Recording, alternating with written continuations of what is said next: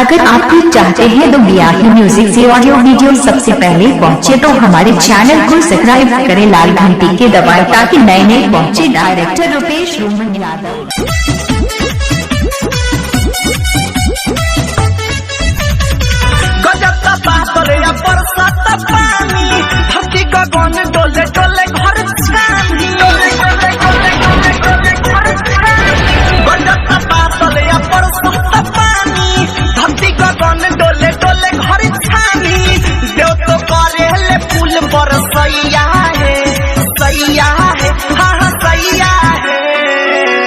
कृष्णा जी के भइले जाना मामा बाजे गोकुल में बधैया है।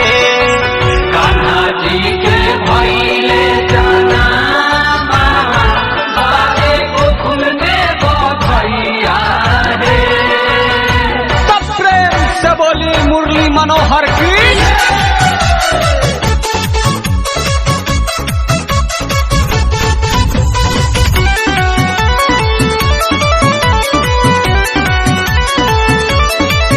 Presented by Kanha Studio, Bhavi, mixed by Aryan Gupta.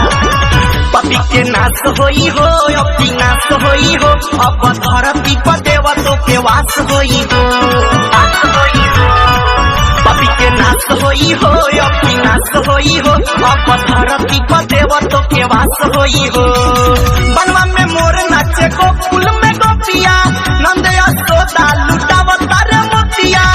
आई खुशी के देख समैया है, समैया है, समैया है।